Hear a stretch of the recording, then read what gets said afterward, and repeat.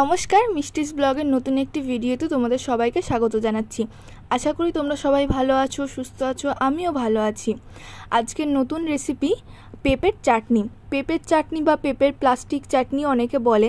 তো এই পেঁপের চাটনি করা কতটা সহজ আর খেতে কতটা ভালো হয় বাড়িতে একবার না বানালে বোঝা যাবে না। কিন্তু আমি এখানে একটা পেঁপে নিয়ে নিয়েছি।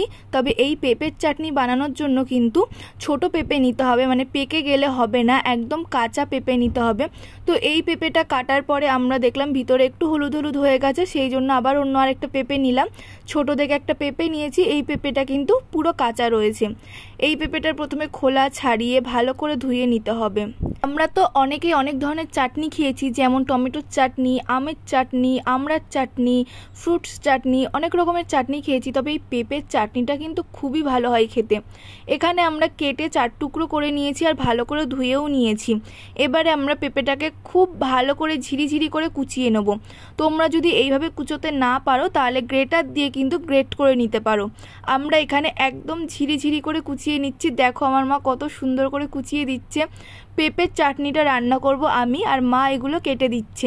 আর কতটা সহজ, তোমরা এই ভিডিওটা না দেখলে কিন্তু বুঝতে পারবে না। খুবই সহজ আর খুব তাড়াতাড়ি হয়ে যাবে এই পেঁপের চাটনি। দারুণ লাগবে খেতে।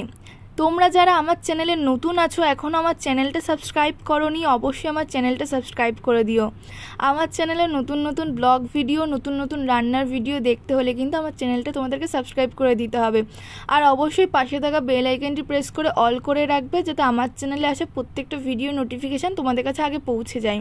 একদম ঝিরিঝিরি করে কিন্তু পেঁপে কেটে দিয়েছি আমার মা। তারপরে আমি খুব ভালো করে পেঁপেটাকে ধুয়ে নিয়েছি। এরপরে আমি একটা বাটির ভিতরে বেশ অনেকটা জল দিয়ে দিয়েছি, মানে যতটা পেঁপে আছে যাতে পেঁপেগুলো সিদ্ধ হয়ে যায় ভালোভাবে, আমি ঠিক ততটাই জল দিয়েছি। এবারে আমি ভালো করে পেঁপেটাকে সিদ্ধ করে নেব। মোটামুটি 15 থেকে 16 মিনিট মতো লাগবে পেঁপেটাকে ভালোভাবে সিদ্ধ করে নিতে। তবে তোমরা যদি চাও গ্রেটার দিয়ে কিন্তু গ্রেটও করে নিতে পারো, এভাবে যদি তোমরা ঝিরিঝিরি করে কোচাতে না পারো। এবারে দিয়ে দিচ্ছি আমি এর ভিতরে স্বাদ মতো লবণ। পেঁপেটা কিন্তু আমাদের অর্ধেকটা সিদ্ধ হয়ে গেছে। তো তারপরে দিয়ে দিলাম লবণ দিয়ে আবার ভালো করে কিন্তু ফুটিয়ে নিতে হবে। আর আমি কিন্তু খুব একটা বেশি জল দিইনি, পেঁপে সেদ্ধ করার সময় অল্প করেই দিয়েছিলাম। ঠিক যতটা পেঁপে ছিল যাতে পেঁপেটা সিদ্ধ হয়ে যায় ঠিক ততটাই জল দিয়েছিলাম। আর এবারে আমি হাত দিয়ে দেখে নিলাম যে পেঁপেটা সিদ্ধ হয়েছে কিনা। পেঁপেটা কিন্তু প্রায় সিদ্ধ হয়ে গেছে, বেশিরভাগটাই সিদ্ধ হয়ে গেছে। তারপরে আমি এখানে দিয়ে দিলাম 1 বাটি চিনি। চিনিটাও কিন্তু স্বাদ মতোই দিতে হবে। আর এই পেঁপের চাটনিতে কিন্তু অনেকটা চিনি লাগে, তো আমি কিন্তু ওখানে 1 বাটি চিনি দিয়েছি। যদি আবার লাগে চিনি তারপরে আমি দেব, এখনই আমি আর চিনি দিচ্ছি না। চিনিটা দিয়ে আবার খুব ভালো করে ফুটিয়ে নিতে হবে। কিন্তু দেখো বেশ কিন্তু ভালোই ফুটে গেছে। আর এবারে আমি একটু দেখে নেবো যে চিনিটা লাগবে কিনা আর মিষ্টিটা ঠিকঠাক হয়েছে কিনা। তো চিনি কিন্তু আরও লাগলো। মোটামুটি আমি যে আগে 1 বাটি মতো চিনি দিয়েছিলাম, এখন 1 বাটির কম দিয়েছি, মানে হাফ বাটি মতো চিনি দিয়েছি আবার। দিয়ে এবার ভালো করে কিন্তু আবার ফুটিয়ে নেব। আর এদিকে আমি একটা গোটা পাতি লেবু নিয়ে নিয়েছি। পুরো গোটা পাতি লেবুটার ভালো করে রসটা বার করে নেব। মানে লেবুর সাইজ বুঝে কিন্তু পাতি লেবু নিতে হবে। এখানে কিন্তু আমি একটা বড় লেবু নিয়েছিলাম। তো এখানে আমি কিছুটা পাতি লেবু দিয়ে দিলাম প্রথমে, দিয়ে আমি ভালো করে নেড়ে ছেড়ে নেবো। গ্যাসটা কিন্তু অফ করে দিতে হবে। গ্যাস কিন্তু জ্বালিয়ে রেখে পাতিলেবুর রসটা দেওয়া যাবে না, গ্যাস অফ করে রসটা দিতে হবে। তো আমি কিছুটা রস দিয়ে দিলাম, তারপরে আবার কিছুটা দিয়ে দিচ্ছি। আর এই পেঁপের চাটনিতে কিন্তু পাতিলেবুর রসটা মাস্ট, পাতিলেবুর রস কিন্তু দিতেই হবে।